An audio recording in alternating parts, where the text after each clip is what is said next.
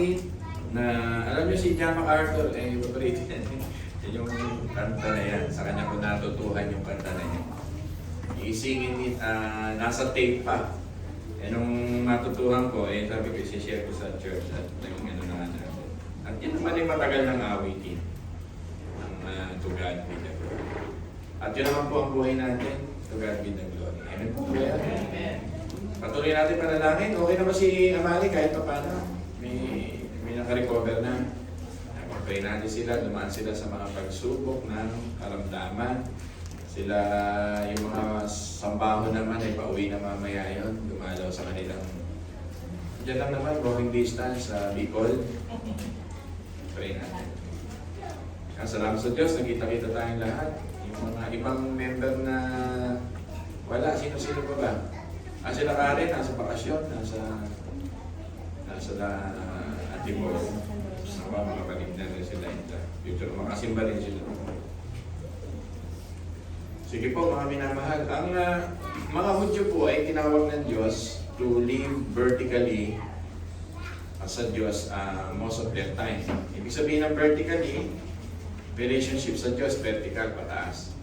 At ang ekspresyon ng kanilang buhay ay katulad ng sinishare ninyo, kailangan maging horizontally. Kaya nga binasa din natin, yung Romans chapter 12, ibig sabihin ng horizontally pa ganyan. Cross kasi ganyan eh. Relationship to God and a relationship to mankind. At ang relationship sa mankind, part ng ating pagiging offer sa Diyos, ay i-offer din ang ating buhay sa ating kapwa. At part nga ng pag-offer natin sa ating kapwa ay mahalin sila. Ayun ang message kanina, patawarin sila. Binanggit natin sa Romans 12, 17 to 21. At nabanggit nyo rin kanina na talagang it's hard for this broken for may presence pa rin ng sin. Diba? Pero sabi ng Panginoon, ang vengeance is mine. Yun ang mabigat. Kaya kayo na nagpapatawad, kayo na nagmamahal, yun ang tawag talaga natin. Pero ang kasalanan, tawag ng Diyos yun para siya ang magparusa doon. Mas mabigat yun. Kaya nga sabi niya, the wrath of God, reserve the wrath of God for Him. Yun ang sinasabi. At vengeance is mine. Mabigat po yun. Yun ang ayokong maranasan ng mga nagkakasala. Sapagkat mabigat yun. Sapagkat kamay ng Diyos yun. Pero ang role naman natin ay horizontally, kung ano yung nararanasan natin sa Diyos na mayaman, which is yung mercy ni God, ay bibigay din natin sa ating kapwa. Yan po ang ating pagkakatawag. Ang ating pagkakatawag bilang mga born again ay hindi lamang pupunta sa church, makakasimba, uuwi na. Uuwi tayo dahil meron tayong community na may mamimit. Sa ayon sa gusto nyo, mamimit yung kapitbahay nyo, office workers ninyo. Kapitbahay natin, mamimit talaga natin yan. Yan po. Tama po ba ako? Hindi pwedeng hindi natin makaus na mamit ang ating mga katrabaho. Doon tayo magliliwanag. Yan ang tawag ng mga Hudyo. Ang tawag ng mga Hudyo ay magliwanag sa buong daigdig. Kaya nga sabi sa Matthew chapter 5, to shine and let our salt be an evidence of our testimony sa mga tao. Hindi mo tayo tinawag religiously lang na mayroong personal na relationship lang sa Diyos at bilang handog sa Diyos, hindi pwede yun. Kailangan yung isi-share natin sa ating kapwa. So talagang may tawag talaga na tayo ay maging relational people. So, bago yung kapitbahay, tayo muna. Sabihin mo nga sa katabi mo, tayo muna. Tayo muna, magpapatawaran, mag-iibigan. Though ang presence ng sin ay naririyan, broken world, totoo naman yan. But salamat sa providence ni God na may altar. Yun po yung message ng horizontal and vertical relationship ng tinatawag na altar. Kaya may pananagutan tayo sa ating kapwa. Hindi tayo mabubuhay lang sa ating sarili. Ako ang pananagutan ko lalo-lalo na sa kapatiran. Kapatiran. Kayo. Kung paano nag-unity, nagpe-fellowship ang Ama, ang Anak at ang Espiritu Santo, hindi ko pwedeng pabayaan ang aking relasyon sa isa't isa sa inyo. primary yun. Pananagutan ko ang mahalin, patawarin at makipag-fellowship sa inyo. Pag yun ay pinabayaan ninyo, malaking magiging problema natin. And we live for the church, and the church is the body of Christ. And kung hindi ka mabubuhay sa body of Christ, kakaproblema tayo. Tama ba ba?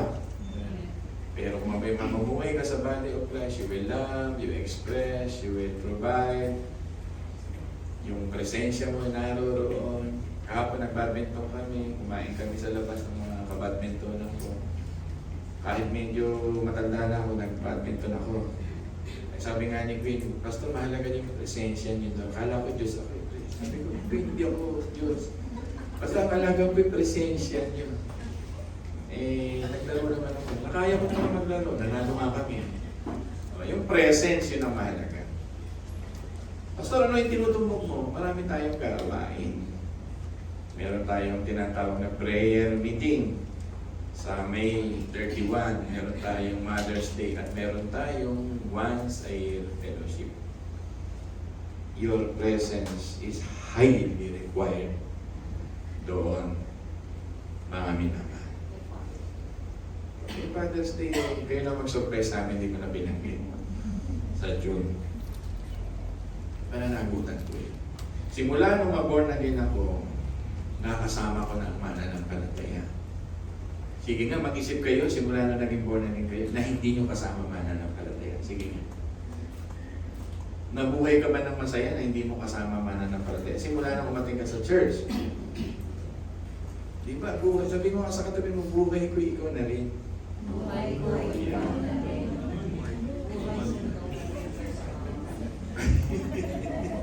Galing nga. Galing na sa iba yung pinag. Totoo yun. Simula nung, alam mo ang pinakapamilya natin, alam mo, may kasabihan, blood is thicker than water.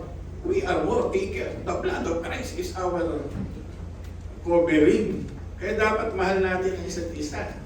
Hindi natin, para sa akin, mas mataas yun. Kasi lahat ng magkakapatid sa Bible nag-away. Yung sa dugo talaga. Nagpatayan pa nga, pinatay nga ni Cain si Abel. Diba? Kaya napakahalaga na makita ninyo yung brethren. Mahalaga yun. Kasi dito sa Pilipinas, masyado natin nasi-celebrate natin. Dugo ko yan, kapatid ko yan, kuya ko yan, ate ko yan. Minsan kahit wala silang panahon sa inyo, hindi sila naglalaan ng maraming investment sa buhay. Hindi nga pinapalakas ang kaluluwa nyo na makayan. Hindi ko sinasabing kamuhian nyo. Ang gusto ko lang makita ninyo na pagka kayo ay nasa believers family na, yun ang pinakamataas ngayon. Maraming hindi nakakaintindi niyan. Gusto ko ipaliwanag, dugo ng mga dugo, hindi kami iiwan yan. Hindi yun totoo. Maraming magkakapatid nagsisira, nagwawasakan. Yung tunay na dugo. Tama o hindi, si Pastor? Di ba? Yung pamilya mo, habang buhay mo nang tinutulungan, hindi ka na tinutulungan. May pamilyang ganyan eh. Pinag-aaral mo, simula umpisa, matatanda na, pinag-aaral mo na, 30 anyos na pinag-aaral mo. Pinapakain mo pa. Ni walang isinusurvey sa'yo. Kasi miyembro ng pamilya. Kapatukan ko yung mga ganyan. Pag si Chay-Chay, 30 anyos na, at ganyan na pero mga ugali, papakainin pa namin, hindi magantay mo. Naintindihan niyo? Amen.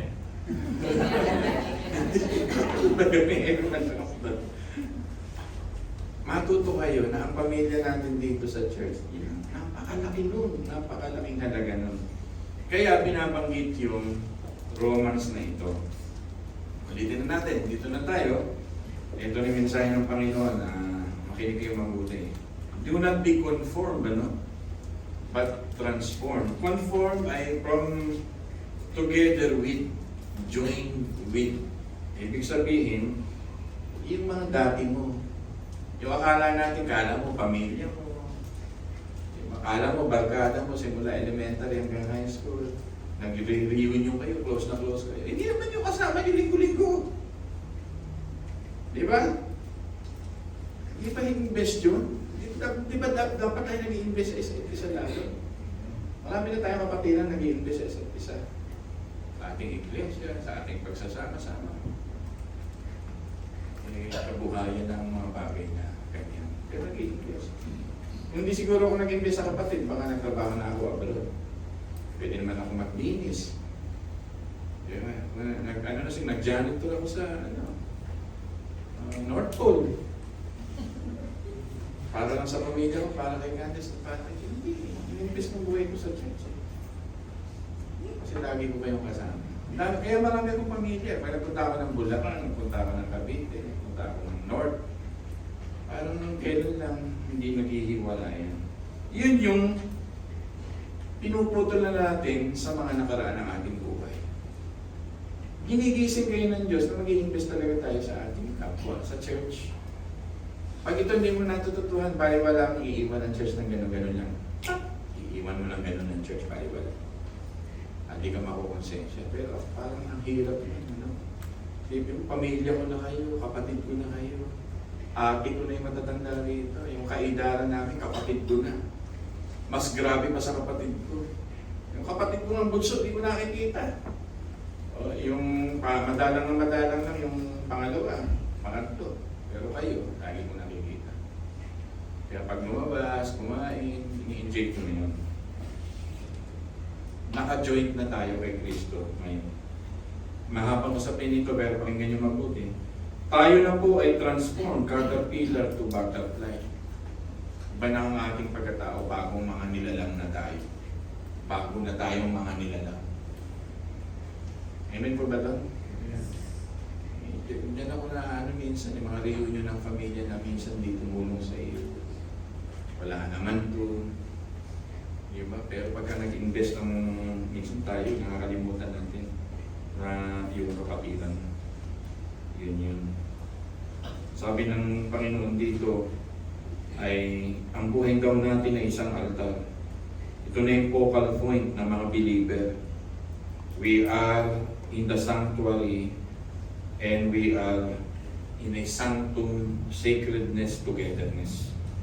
Yan. Yung altar na yan, hindi pwedeng maghandog yung pari lang na nandun. Mga Hudyo nandun.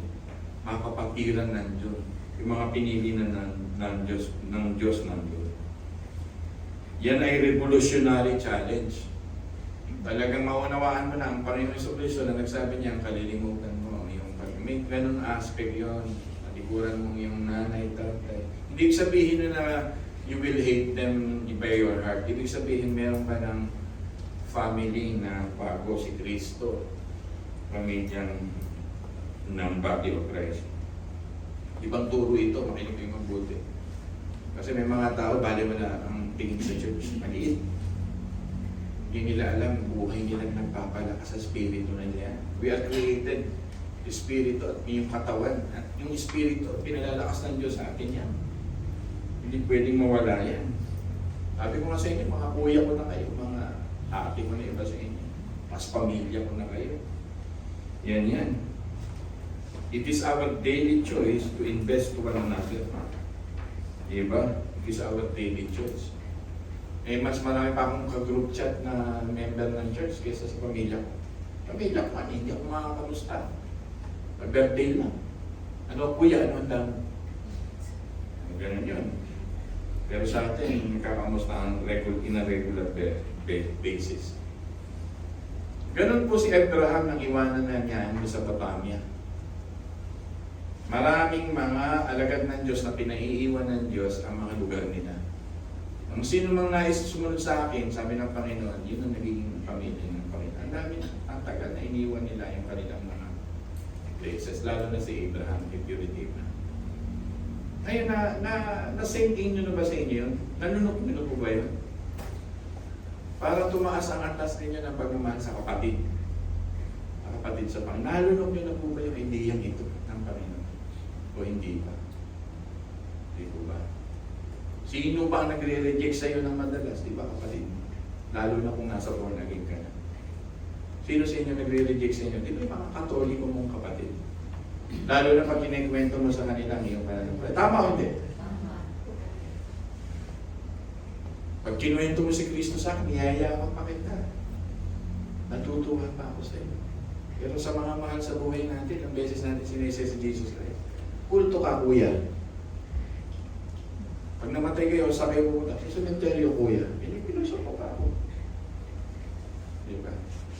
Eh kahit kailan di ako piniloso po ng kapatid ko sa Panginoon. They always listen to me.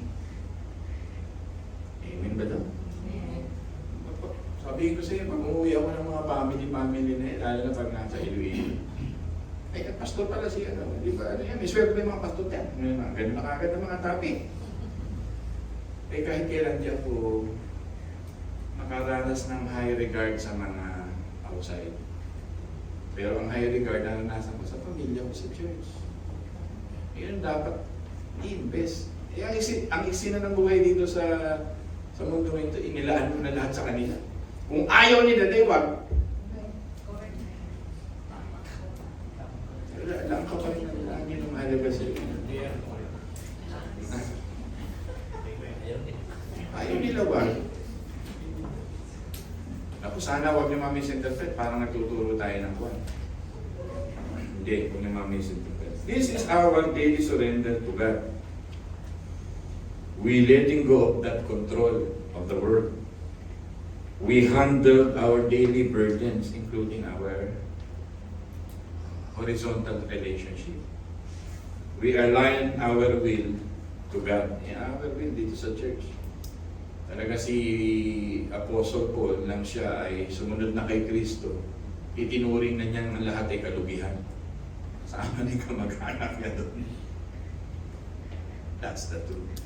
Kasi nakikita lang natin doon, tither from Benjamin, from the cream of the crop, Sanhedrin, and Pharisaical Council. Hindi po. Halos naiwan ni Apostle Paul ang kanyang lahat-lahat doon sa laman. Ang mahalaga sa kanya espiritu. That's a daily surrender. An active obedience without debate and excuses to God. Ganun po talaga. Basta parang sinasabi mo, wait, tatago mo na ba yung asawa ko? May asawa po akong di mananampalataya na hanggang ngayon, hindi dumadalo sa Diyos. Wala akong kabilib-bilib kay Jesus Christ. Hindi yun ang ibig ko sabihin. Pero tingnan mo, kahit yan hindi nirespeto pa ng palataya. Ng mga outsider, di ba? Marami kong kakilala, ganyan sa Bulacan. Tagal na ng halos 39 years na umaatin yung babae, tatawanan ng lalaki yung pananampalataya. Kaya nag-invest siya sa church.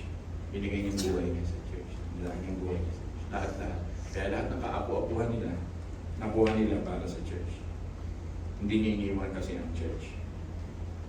Ang work values, itong topic natin ngayon, ito yung mayroong tinatawag na me first, may family first. Family first. Diba, ina-assert mo, may assertiveness ka. Diba? But we are now living in the will of God as a sanctuary. Ito na ang buhay natin.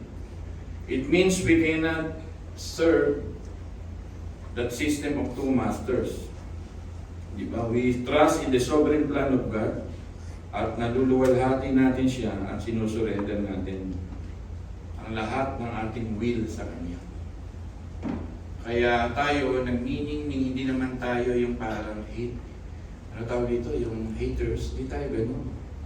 Pag ganun ang ating pamilya, the more we love them, the more we show to them, this is my faith. I'm a born-again Christian. You must know me.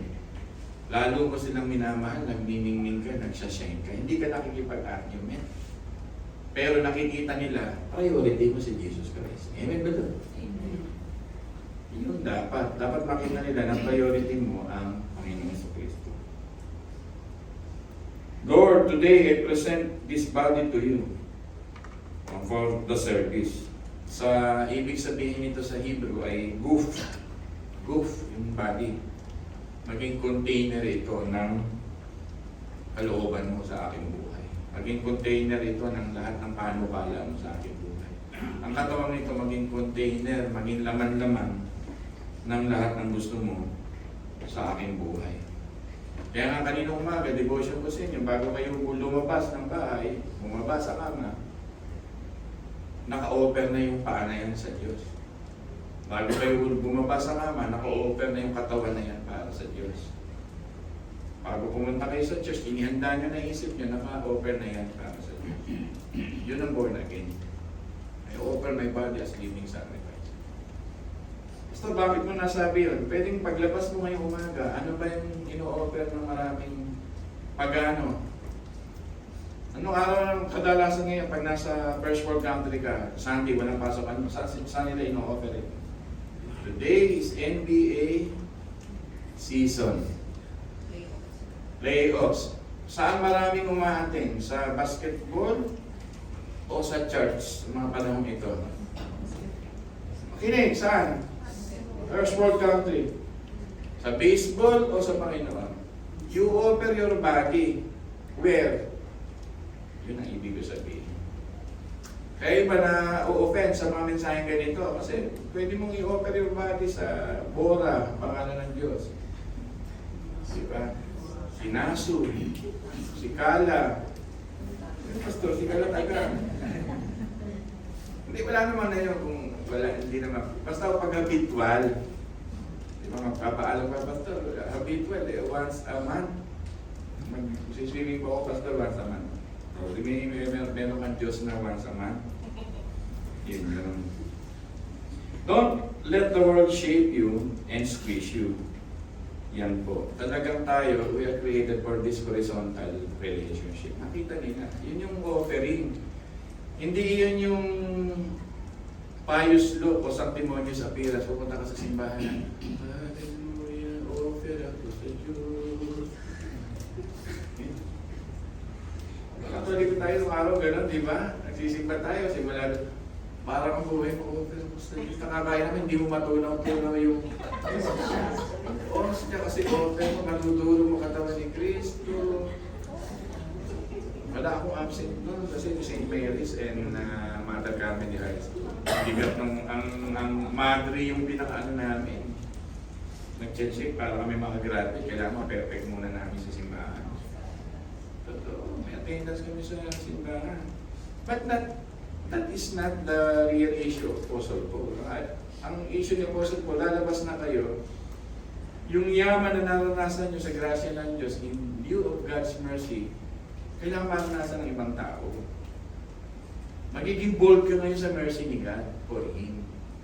In view of God's mercy, I offer my body as living sacrifice. Living sacrifice in Leviticus chapter 2, fine flour. In Leviticus chapter 1, the entirety of the offering.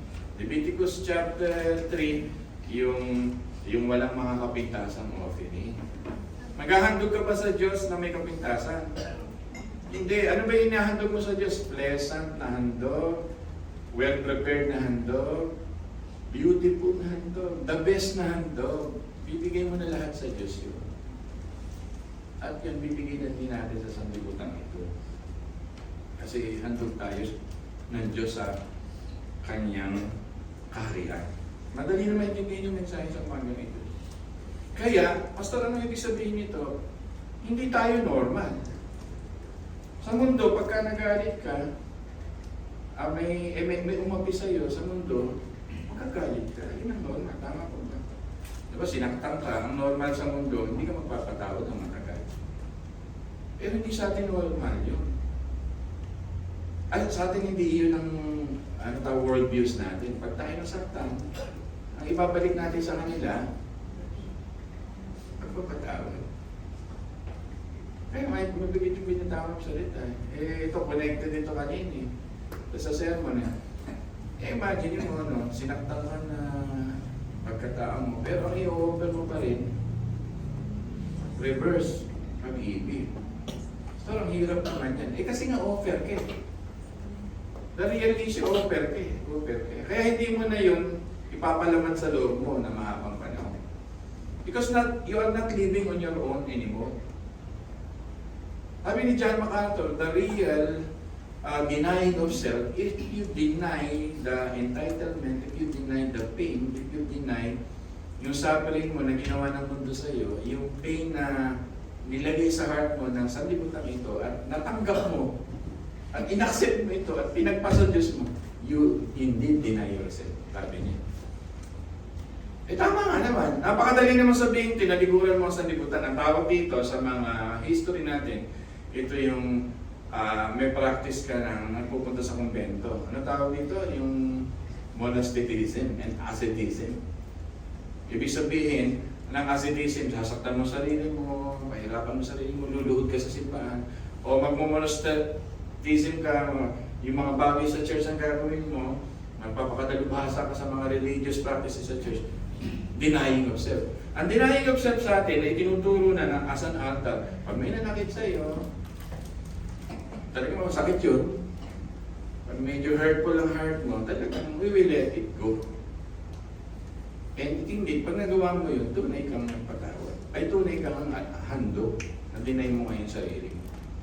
Kaya sa inyo ng mga nakikinig ngayon, kung 10 taon, galit ka pa rin, 5 taon, galit ka pa rin, 2 months, galit ka pa rin, eh may problema.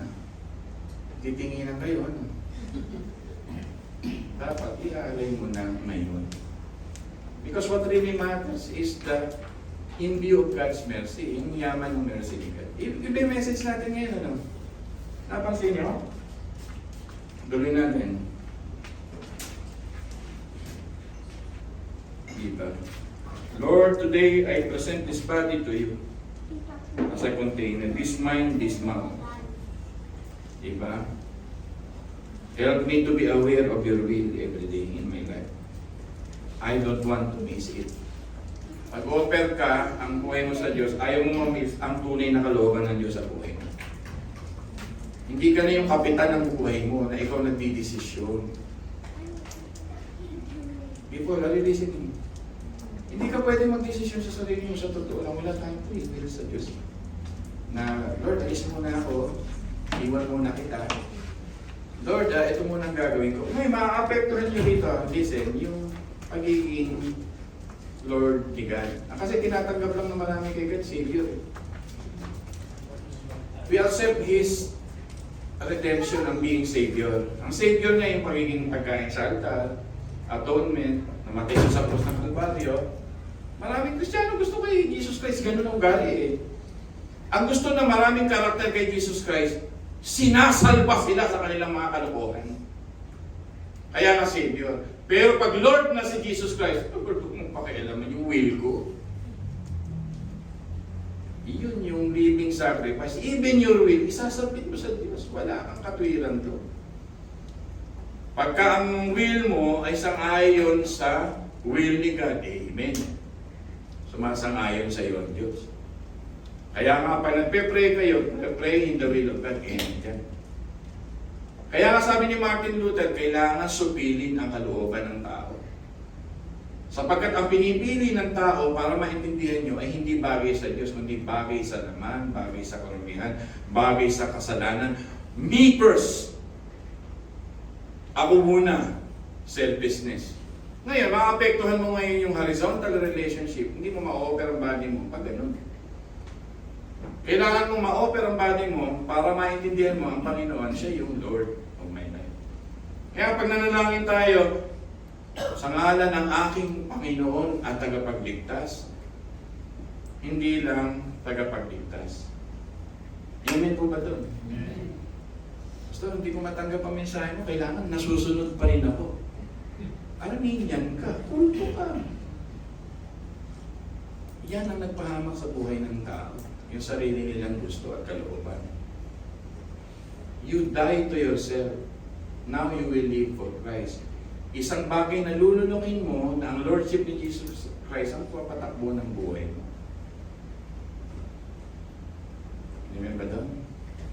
Kung inaanto kayo sa church, didilat ka dahil Lord si God. Yan. Don't let the world shape you. Kasi tayo, baon-baon pa natin ngayon katwiran ng mundo. Don't let the world squeeze you. Diba? Don't copy the behavior of the world. Diba? Let me be changed, O God, the way you want me, na ayon sa inyong mga salita. Romans 12, 1 and 2, sinasabi ng Panginoon that our body doesn't belong to me. that our mind doesn't belong to me. Sabihin mo nga, my body doesn't belong to me. Binayaran yun ni Kristo. Binili niya yun.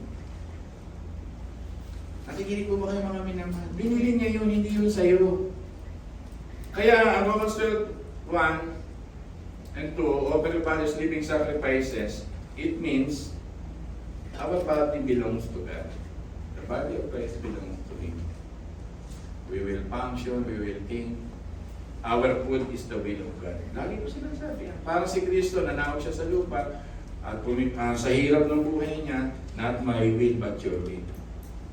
Ang sarong nito, kung aking iinumin, ba't hindi ang aking kalooban, kundi kalooban ng Ama. Haharap tayo sa mahihirap na bagay sa buhay natin. And that's the challenge. Hindi ko sinabing madali. Pero hindi masusunod ang gusto mo. Ang masusunod ay ang gusto ng Panginoon. Nasabi mo na ba sa Panginoon, Panginoon, ang gusto mo mahihirapan ako. Pero ang gusto ko, makikinhawahan ako. Nag-pray ka na ba ng gano'n? Hindi Lordship yun. Hindi magiging Lord ang Panginoon sa buhay. Kasi may mga given na will si God sa ating mga buhay. Yes, and that is our joy simula ngayon. Ito na magiging lakas natin simula ngayon. Yan ang magiging buhay mo ang lumakad na sa pagiging living sacrifice. But today I urge you, my lazy body, to offer your body as living sacrifice. Sino sa inyo tamad na tamad gumising ng umaga, matatalangin? Sino sa inyo yung gano'n? Alam mo, aamin na lang. Sino sa inyo may masama ang pupunta sa church? Kasi may katinang konti ilalim ng liig. Silaki ng piso makati. Offer your lazy body to God. Ang isip mo minsan, ipatak mo ng isip, world views, offer that lazy mind to God. And see the great eternity set before us by God. Body and mind that God is glorified. It means it is a continuous sacrifice to God. A living sacrifice of the body and the mind, it means is to be used for the purpose of God. Kaya kahit minsan mahirap pumangon, mahirap mag-alay ng buhay sa Diyos, gagawin mo sapagkat yan ay holy sacrifice. Kasi hinahanap lagi ng katawan, parang yung mga alagad ng ng Diyos, nananalangin ng Panginoon, yung mga alagad ng ginagawa. Ayaw, ganun din, di ba? Ano ang masarap? Manalangin o matulog? Sagot! Nakasasagot ni Ate Lane. Yung totoo lang, ano ang masarap? Manalangin? Sa hating gabi o matulog? Dami naman tulog na binigay na ng Diyos sa iyo. Pag tinatawag ka namang magsakripisyo ng konti, sakripisyo ng konti. Hindi mo naman kailangan mamatay na katulad na sa Panginoon Jesucristo. Konting oras na hinihingi sa atin pag Sunday. Yan na naman si Pastor. A few moments of your life. Si Pastor, tagal mag-sermon, hindi pa ako mamaya. Naglakad pa ako mamaya. Asikasuhin pa ako negosyo mamaya. Tagal ni Pastor. Tama, ano? Yun. Resist the molding of the world. Stop it right now. Kasi puro ginhawa na lang ang gusto natin. Puro comfort na lang ang gusto natin. Pag konting sakripisyo na sa Diyos, ayoko. Di ba? Di ba tayo nahihiya sa Panginoon na in view of God's mercy, namatay siya para sa iyo? Simula umaga, kinabukasan, di ba? Naglalakad sa Via de la Rosa para ialay niyang buhay sa iyo. Konting oras ang hinihingi niya sa iyo for the horizontal relationship, vertical relationship. Eh marami tayong katwiran. Marami na napakinggan ng Panginoon na ating mga excuses at alibis at mga reason sa buhay ng paglilingkod. Sabihin mo nga sa iyong katabi, you are living for divine purpose. Yan na po yun. We are instructed by God not to be conformed. Diba? Yan na po. Sinusulat ko ito bilang devotion ko. We are instructed by God not to live in this old system, old culture, system of the world. At ang gusto ng Panginoon, to reflect the kingdom of heaven rather than valuing the world. Totoo yan. Kung gusto kong naging mayaman, hindi na ako nagpastor. Pwede ko namang gawin. Pero dahil nakita ko, pag buhay na walang hanggan, ay walang what really matters is the buhay na walang hanggan. Kahit makamtang ko lahat dito sa mundo, matulog, kumain, magpahinga, nasa akin lahat, mamamatay pa rin ako. Pero what really matters in life is what done in Christ will last. Only what done in Christ will last. Ang tawag dito, deep transformation. Pastor, tinatawag po ba kami ng Diyos na ganun? Opo. May sakripisyo, may denial of self, may taking up of a cross. May konting sakripisyo. Yan. May konti tayo sakripisyo. Yan. Parang si Javier, yan, si Richard, may konting sakripisyo. Pag-iyak buhat. Yan. Because of this great mercy, diba, hindi na natin i-confirm to the pattern of this world ang ating mga buhay. Because of the mercy seat during the Leviticus, yung the Ark of the Covenant, hindi nila sasayangin ang kanilang buhay para maging ilaw, para hindi maging asin sa sanlibutan. Mercy seat represent God's throne of grace. It represent atonement. This great mercy represent the fulfillment in Christ. Kung binigyan na tayo ng Diyos ng access, ng covering, ng help in times of trouble, ng transformation, ang ibig lang sabihin nito na tayo na ngayon ay nasa bagong landas na. At ang landas na ito ay landas ng sa biyaya mo lamang ako nabubuhay. Amen ba ito? To live is in the grace of Christ. Yun eh, to live is Christ. Yun eh. Kung ka na mabubuhay sa biyaya ng Diyos. Hindi ka na mabubuhay para sa iyong relationship sa sarili mo lang. Hindi horizontally para na din. Now, boldly, we can go out. Lapit-lapit na tayo. Mga minamahal ito, pag-bulay-bulayan yung mabuti. You deserve judgment. Sabihin mo nga sa katabi mo, you deserve judgment. You deserve punishment. You deserve hell. You deserve shame. Because you offer your body to the world. Lagi mong alalahanin na ang katawang ito ay inihandog mo na sa mundo. Hindi mo kayang bayaran ang katawan mo yung kinuha ni Kristo. Binayaran niya. Wala kang magawang paraan. Nakita ka ng Diyos para mahalin. Yung katawan mong iniaalay sa mundo, binayaran ni Kristo. Nakakahiya namang tumalikod kay Kristo pagkatapos kanyang bayaran. That's the point of God. Kaya in view of God's mercy, magagawa mo nang i-offer ang katawan mo bilang handog ng buhay sa Diyos.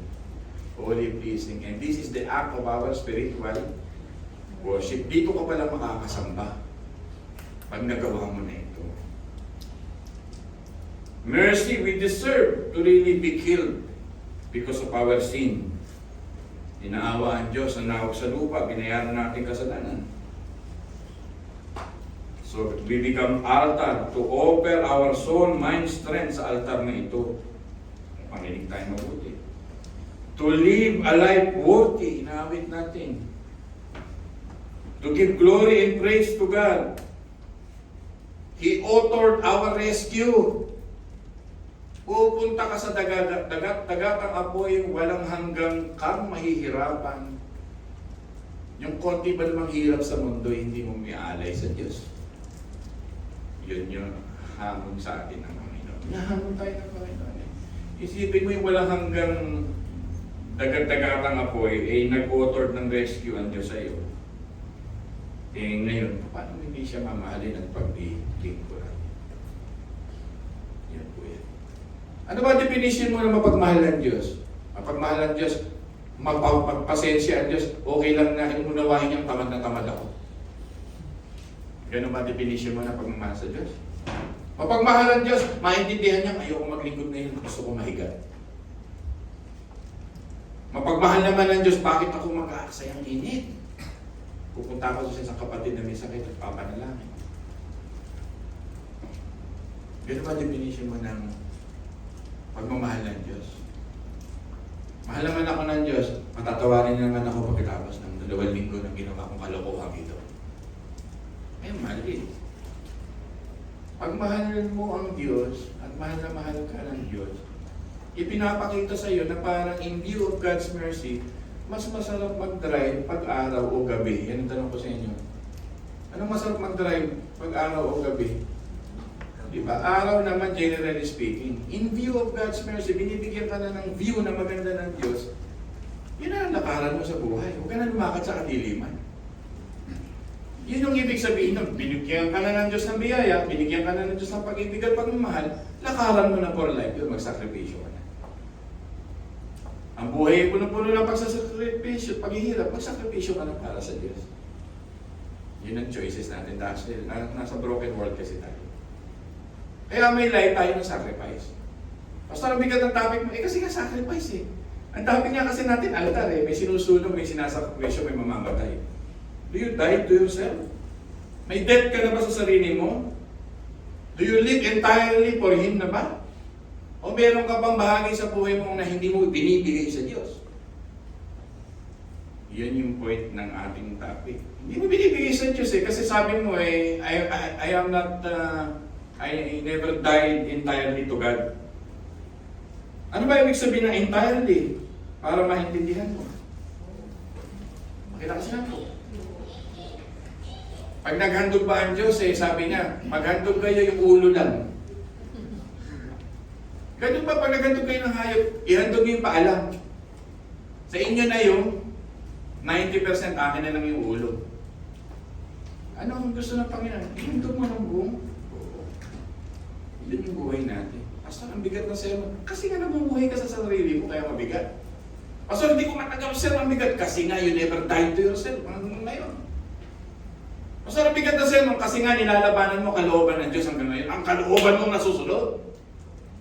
Pero kung join mo ang Diyos, siya nang ligaya mo at buong buo sa buhay mo, it is easy to follow and obey the Lord. Kaya mabigat, nilalabanan mo siya. At maraming Kristiyanong ganon hanggang ngayon. Di ba? Tagal na nating hinuhubog ng hinuhubog. Pero nilalabanan natin ang ating mga reasoning, excuses, mga katwirang makamundo. World views ang tawag dito. Kino-close tayo ng Diyos sa ganitong Sunday para maintindihan natin. Ang sarap na offer ka sa Diyos. Hindi kay Satanas. Ang sarap ng buhay mo para sa Diyos, yun na yung good news doon. Pastor, ano ibig sabihin ng entirely? Sabi natin, buo. It means putting Christ before. Sabihin mo, putting Christ before. Dito lang yung nagsalita.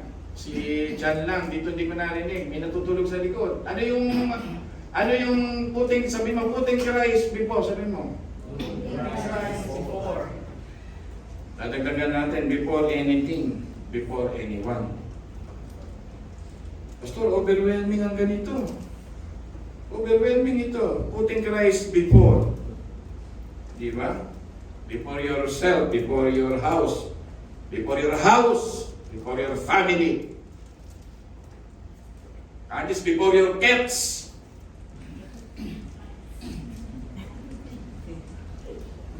Tama? Kahit before your business photography, you put Christ before that. Hindi naman sinasabi ng Diyos, sunugin nyo para kay Kristo yun. Ang sinasabi lang ng Panginoon, punahin niyo muna ako. At hirap na hirap pa ang maraming tao dyan. Pastor, bakit hirap na hirap? Marami tayong excuses. Marami tayong dahilan. Kahit mixi tayo, hindi nyo napansin. Intimate yung pinag-usapan natin. Hindi tayo parang nasa Joel Osteen na you will be happy, you will be happy. Ang Gusto ng Panginoon, you will be holy and live for His divine purpose. Put Christ before. Kaya pag tinititigan mo yung asawa ko, kahit naiiyak ko dyan, pa nagkakasakit yan, pangalawa lang yan. Ang Diyos ang number one. Sabi mo nga, Kuya Hil, sa katabi mo, pangalawa ka lang. Kuya Malo, sabi mo sa katabi mo, pangalawa ka lang. Hindi mo sabi.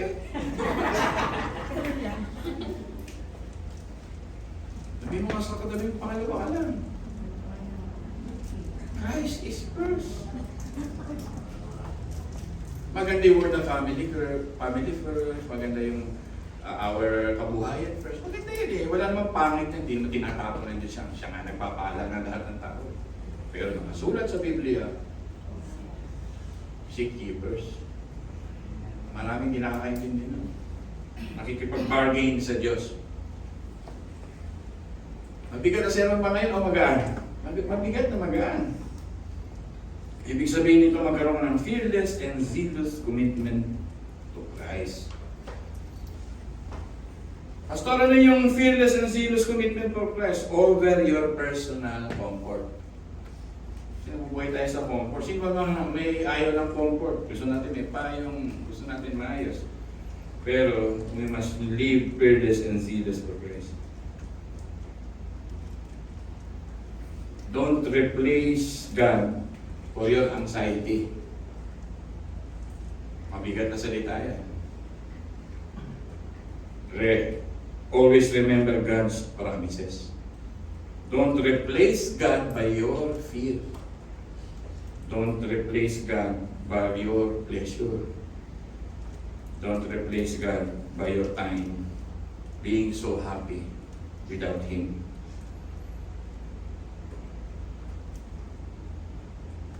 Diba? Mga minamahal, gusto ng Panginoon para makita mo yung divine purpose ng buhay, divine will niya, you walk to the most higher path that we need, and that is the path of the altar. If you need to crawl in the altar, crawl. Kung hirap na hirap ka, gumapang ka, makalapit ka lang kay Kristo.